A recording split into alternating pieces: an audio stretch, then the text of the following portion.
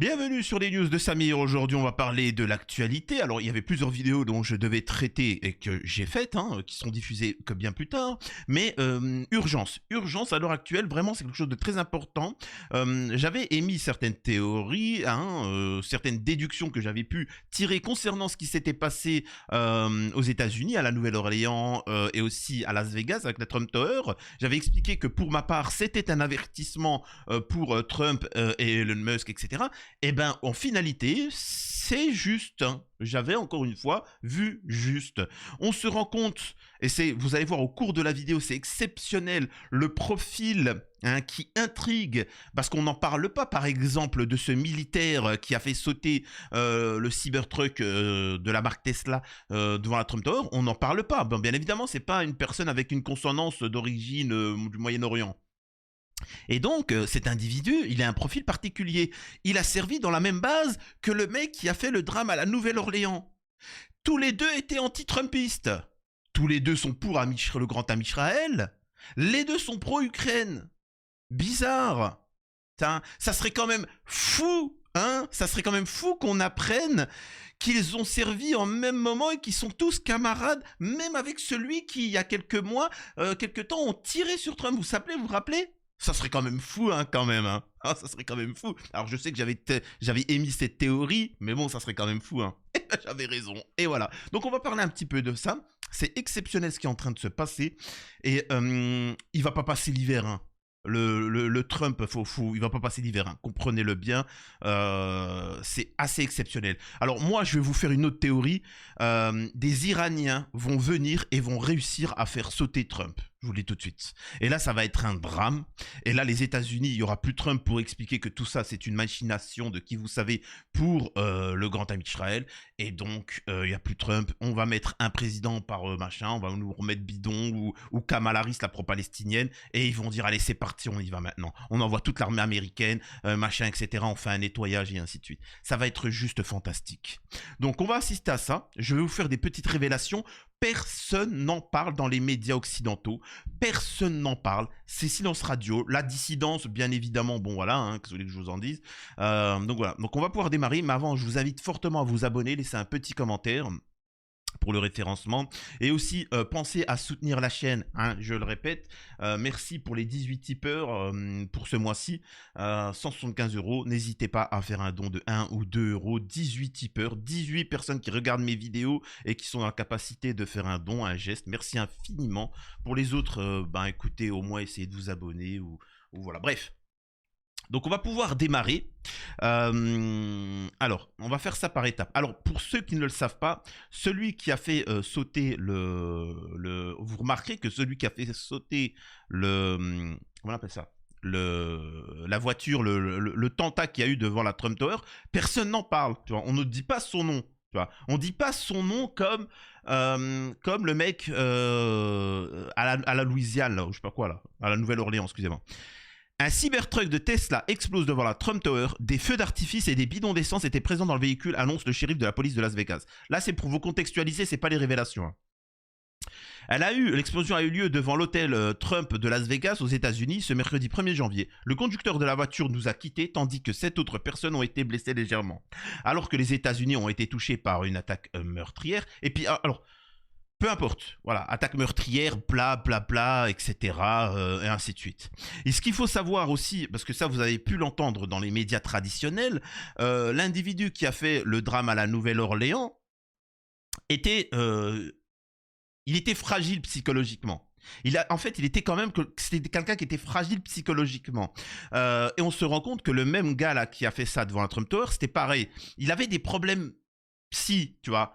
Je suis pas en train de dire qu'il a suivi un programme, pour les initiés et qui me comprendront. Je suis pas en train de dire qu'il a suivi un programme particulier qui fait que son esprit est trouble et manipulable. Je suis pas en train de dire ça. Bref. Mais même cas, divorcé, problématique, instabilité, donc manipulable et ainsi de suite. Maintenant, on va pouvoir rentrer dans le vif du sujet. Matthew Livelsberger. Alors, c'est lui l'individu, c'est lui. C'est lui l'individu qui a fait ça. On n'en parle pas. Alors, Premier point, là c'est vrai qu'il ne dit pas des bêtises, le monsieur. Matthew Liversberger, 37 ans, est le conducteur du Cybertruck qui s'est fait exploser devant l'hôtel Trump à Las Vegas plus tôt dans la journée. Il est originaire de Colorado Springs, était un ancien militaire. On n'entend pas beaucoup parler de lui en ce moment car il n'a pas de nom à consonance arabe. Mais c'est pas tout.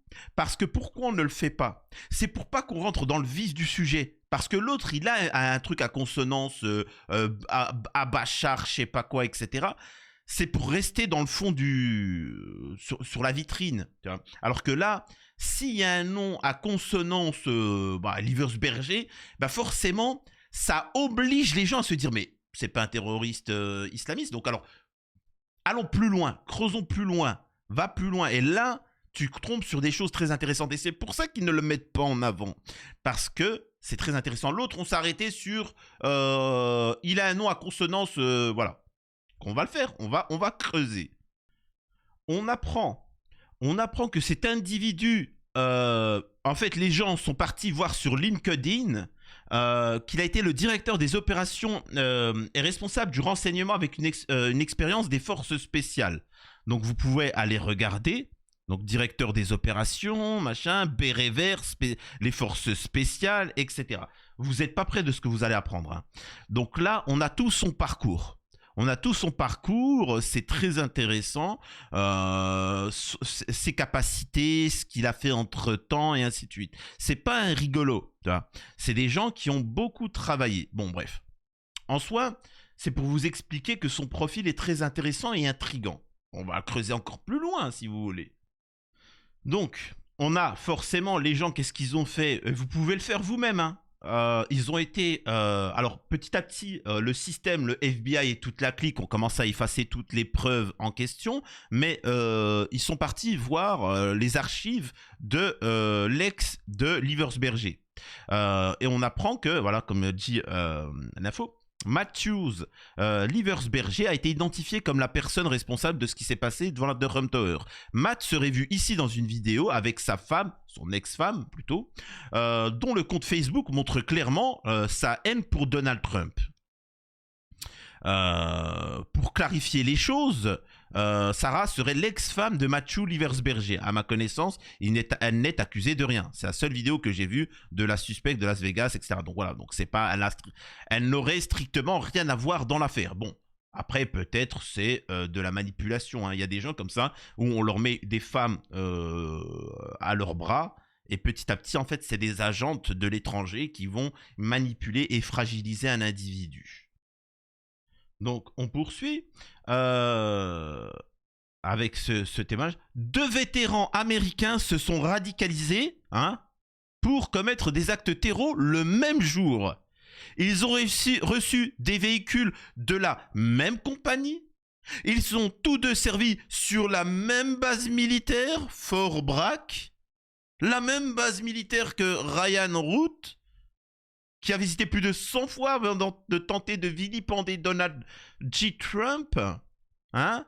Ce fameux individu qui, après avoir tiré sur le président et avoir perdu la vie, le lendemain, incinéré, circulé, il n'y a rien à voir. Et je le répète, le FBI vont dire on est dans l'incapacité d'accéder à son téléphone. Hamid du cybercafé, il est capable de trouver, de mettre son machin, il sait. Il saura, il te dira t'inquiète, je peux récupérer toutes tes données. Et le FBI n'est pas capable. Incroyable. C'est quand même phénoménal cette histoire. Et ils ont dit bon allez, on va brûler le téléphone. Moi j'appelle ça de la dissimulation de preuves. Donc on est bien d'accord, c'est quand même étrange, tous ces militaires au même endroit qui sont manipulés et qui ont une volonté de détruire Trump. Mais pourquoi? Qui organise tous ces individus? Qui organise tous ces individus pour détruire Trump? Et quel danger représente Trump? Je vous pose la question. Qui peut être derrière toute cette intelligence? La Tunisie? ou à Michel? Je vous laisse répondre en commentaire. Hein? Parce que la dissidence française nous explique que la Tunisie, c'est le mal. Bref. Donc voilà, on va passer à un autre sujet, mais pop. Doucement, Billy. C'est moi qui décide. Vous voyez pas quelque chose qui cloche? Bon, au-delà que, disons que s'ils sont pas gâtés par la nature, mais il y a pas quelque chose qui cloche? Attendez. Là, vous voyez pas quelque chose qui cloche? Alors, pour les mecs, oui, je parle pas de la gonzesse qui est à gauche. Vous voyez pas quelque chose qui cloche, vous? Non? Non, y a pas un petit truc, c'est quoi ça? C'est pas un petit logo Ucro, des Ucro bidules, là? Hein? Vous savez, là, les Azov et compagnie et ainsi de suite, soutenus par Amishrel, qui veulent la destruction de... Vous comprenez un petit peu le danger qu'il y a dans le monde? C'est pas étrange que vous voyez? Donc vous voyez qu'il y a quand même un lien. On a quand même des gens qui soutiennent l'Occident, qui soutiennent à 100% l'Ukraine, dont des régimes qui font des saluts nazes. On est en train de se ruiner pour ça. Les mêmes qui soutiennent Amisraël contre le génocide en Palestine. Les mêmes qui soutiennent des terreaux ISIS formés par la CIA et Amisraël pour déstabiliser la Syrie. Est-ce que vous arrivez à prendre du recul et de voir qu'il y a un petit peu un schéma qui se dessine derrière tout ça?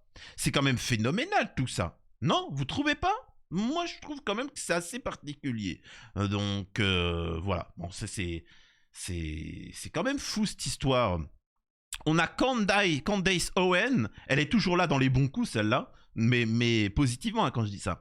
Le terreau de la Nouvelle-Orléans et l'homme qui s'est fait exploser la Tesla avaient tous deux servi dans le même base militaire. Là, compte tenu de ce que nous savons de l'histoire des programmes gouvernementaux sadiques dans notre armée, hein, pour ceux qui sont initiés encore une fois, le contrôle mental, c'est très facile, hein. Il faut savoir que vous prenez des gens qui ont des problèmes, des défaillances psy, vous les travaillez, vous les manipulez, et vous pouvez n'importe quand les faire agir comme, les faire devenir des bombes humaines. Hein. Faut bien comprendre. Hein. Tu vois, c'est très simple. Cela soulève plus de questions que de réponses. Il faut comprendre qu'aux États-Unis en ce moment, c'est en train de bouillonner. C'est en train de bouillonner du côté des Trumpistes, en train de dire que voilà, c'est l'État profond se défend et ne se laissera pas faire. Avant de revenir sur le vif du sujet, pour savoir, il faut savoir que il y a un truc qui est marrant par contre. Il y a eu dans une boîte de nuit aux États-Unis, une boîte de nuit où il y a eu une fusillade. Il y a eu une vingtaine de victimes, etc. Donc, les médias, ils se sont dit, ouais, c'est quoi? Et immédiatement, ils ont dit, non, mais c'est bon, c'est rien. Rassurez-vous, c'est pas un acte terreau, c'est rien, c'est juste un mec, il est venu, il a fait ça. Ouais, mais c'est quand même, faut en parler quand même. C'est chaud, le mec qui va dans une boîte de nuit, il canarde tout le monde. C'est quand même, faut en parler. Non, c'est pas terreau. Ah, ok, bah, désolé, tu vois. J'imagine les mecs dans la boîte de nuit. Oh, appelez les secours. Arrête de te plaindre, Billy. Oh, c'est pas une attaque terreau. Qu'est-ce que tu me racontes? Toujours là à se plaindre. Ah, j'ai mal. Oui, bah on a tous mal. Je vais mourir. Mais on va tous mourir, Billy. Allez. Bon, c'est pas pour ça qu'on va pas profiter de cette nouvelle année. Allez, DJ, relance la musique. Wouh. Incroyable. Bref. Donc, au-delà de ça, on vous a dit comme quoi que ce qui s'est passé à la Nouvelle-Orléans, l'individu avait mis le drapeau, comment on appelle ça? Le drapeau de l'État islamique ou de ce je sais pas quoi, tu vois. Et comme vous pouvez le constater, il est à l'envers. Il est à l'envers. Et donc voilà, ça c'est les gens qui m'ont envoyé, qui m'ont dit Samir, regarde, le truc il est à l'envers, est-ce que tu as capté? Alors je vous dis la vérité, j'avais même pas capté ça. Tout simplement que j'avais pas regardé. Hein, j'avais pas regardé, je m'en foutais totalement de cette histoire de drapeau. Hein, c'est voilà. Il est à l'envers et on m'a envoyé ça. On m'a dit regarde sur Wikipédia. Certains drapeaux flottant à l'envers, tête en bas, peuvent signifier que la base où les bâtiments où ils flottent sont passés aux mains de l'ennemi. C'est également un signe de détresse, mais peut aussi être un signe de contestation ou de rébellion. Donc Qu'est-ce que ça veut dire? Qu'est-ce que ça veut dire? Est-ce que ça veut dire que les groupes terreaux, en fait, appartiennent à ne sont pas... Qu'est-ce que ça veut dire? Ça veut dire que l'État américain, au final, est sous la coupe. En fait, on ne sait pas. Maintenant, il ne faut pas faire de théories trop profondes. Voilà. Il faut rester dans le concret. Donc, je répète, pour que vous compreniez, avant de vous donner un autre élément concernant la vidéo. On a des individus à plusieurs reprises qui ont tenté d'ôter la vie à Trump. On a des gens qui ont tiré, etc. Et ainsi de suite. Qui sont, les tous sont liés. Les tous sont liés. Ils ont tous servi dans la même base militaire. Ils ont tous suivi le même programme. Ils ont tous des problèmes psy. Ils ont tous fait partie d'un programme militaire. Les tous sont pour la destruction de Trump, car ils représentent un danger selon eux. Ils sont tous pour le grand ami Israël, ils sont tous pour l'Ukraine, etc. Donc, je le répète, il y a un système qui veut asservir les nations et les peuples. Alors, ça dépend si vous êtes croyant ou non. Moi, je pense que c'est au-dessus de ne serait-ce que des pays ou autres. Qui cherchent à détruire les souverainistes. Ceux qui sont pour leur nation. Un peu comme Donald Trump, un peu comme le président russe, un peu comme le président algérien. Donc, forcément, Trump, c'est bon, on ne veut plus rigoler avec lui. Donc, ils veulent l'éliminer. Et c'est ce qui s'est passé. Et donc... derrière, soit ils veulent l'éliminer ou salir sa campagne. Et je peux vous dire, hein, il va s'en passer des dingueries aux États-Unis. Hein. Ça va s'en passer. Donc dites-moi si vous trouvez ça bizarre, si vous trouvez qu'il y a quelque chose derrière qui est organisé ou non. Voilà. Pour savoir, en France, c'est ça qui est ignoble. On nous dit que dans les drames qu'il y a eu, hein, à la Nouvelle-Orléans, on nous explique qu'il y a eu 2 amis israéliens qui nous ont quittés. Deux avaient la nationalité amisraélienne. Donc voilà. Et beaucoup se sont insurgés de par le monde, parce qu'on dit, les journalistes français, en disant « Qu'est-ce qu'on s'en balèque ? Qu'est-ce qu'on s'en balèque ?» T'as eu des dizaines de victimes. T'en as, ils sont binationaux de je sais pas quoi. On s'en fout. Là, oh mon Dieu, ami Israël. Et je vous le dis, ces individus, ces castes politico-médiatiques ont une soumission qui est phénoménale à Netanyahou. Tu vois, 2000 victimes, pas de valeur. Un ami israélien, c'est horrible. C'est quoi ce délire? Bref, tout ça, je vous le dis, c'est de la manipulation pour vous faire croire que ceux qui ont fait ça, ce sont des pro-palestiniens, des Iraniens ou je sais pas quoi.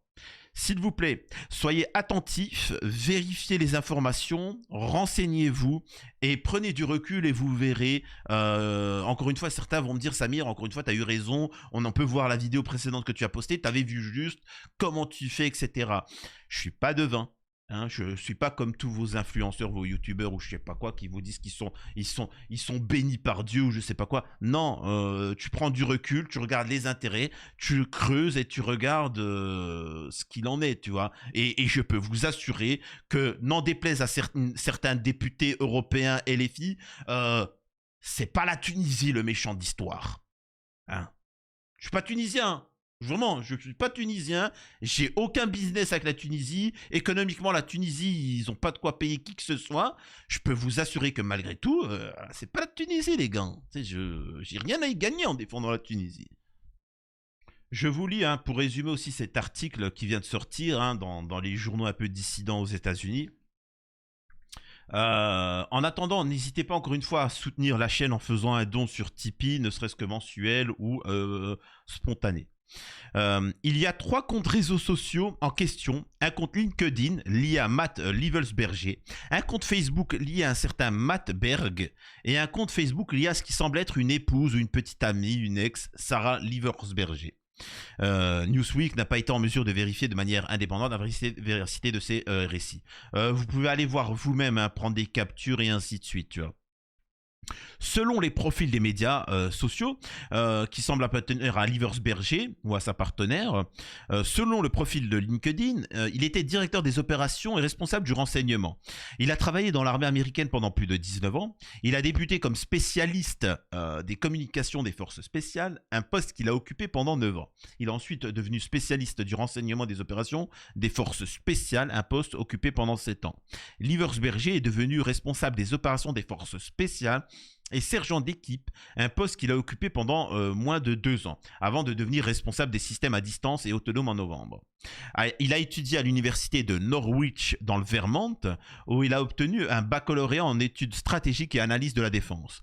Ensuite, a obtenu un diplôme avec mention. Selon LinkedIn, il a reçu un State Merit... Alors, une médaille d'honneur du département d'État. Livers Berger était actif sur LinkedIn et commentait souvent les publications de ses collègues militaires. Dans un commentaire sur une publication concernant les dettes étudiantes, il a répondu à une question demandant qui était responsable des dettes en répondant « le gouvernement ». Le profil LinkedIn indique également qu'il s'intéresse aux droits de l'homme ou au bien-être animal. Donc, bon voilà, bon, on va pas rentrer machin, mais voilà, c'est intéressant. Voilà l'individu. Donc, ce qui est assez phénoménal. Bizarrement, on ne vous en parle pas. On ne vous le montre pas. On ne vous affiche pas en gros. La droite Sionard ne vous montrera pas ceci.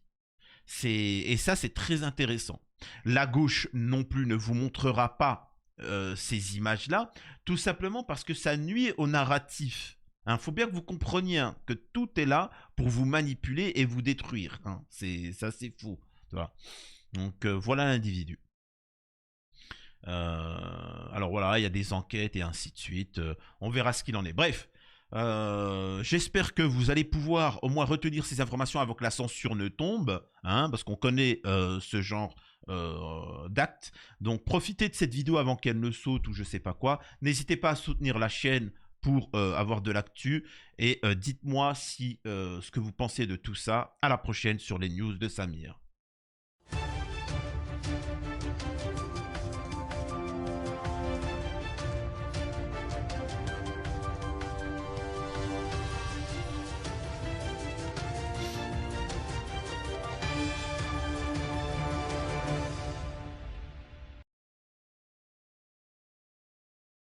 J'aime bien quand je fais des vidéos. Alors, je fais de l'humour et je donne des avis. Tu sais, je donne des trucs pertinents. Rares sont ceux qui arrivent à saisir les deux. C'est-à-dire qu'il y a des gens qui me regardent juste avec de l'humour. C'est-à-dire qu'ils regardent véritablement en pensant que tout est fake. Toutes mes vidéos, tout ça, c'est de l'humour. C'est-à-dire qu'ils cherchent juste du divertissement, la main dans le caleçon. Derrière, nous avons des gens qui sont trop dans le sérieux. C'est-à-dire que quand je fais de l'humour, ouais, machin, oui, mais je fais de l'humour, mais justement, c'est pour mieux faire glisser la pilule, quoi. C'est plus accessible. Et le personne ne supporte pas. Rares sont ceux qui arrivent à saisir la force dans l'humour et que le fait de faire de l'humour n'est en rien, n'amoindrit en rien les propos. Et vice-versa, hein, je précise. Donc, voilà. Hein, c'est pas tout le monde qui est capable de faire ça. Mais bon, non, je vais vous laisser là et à la prochaine sur les news de Samir.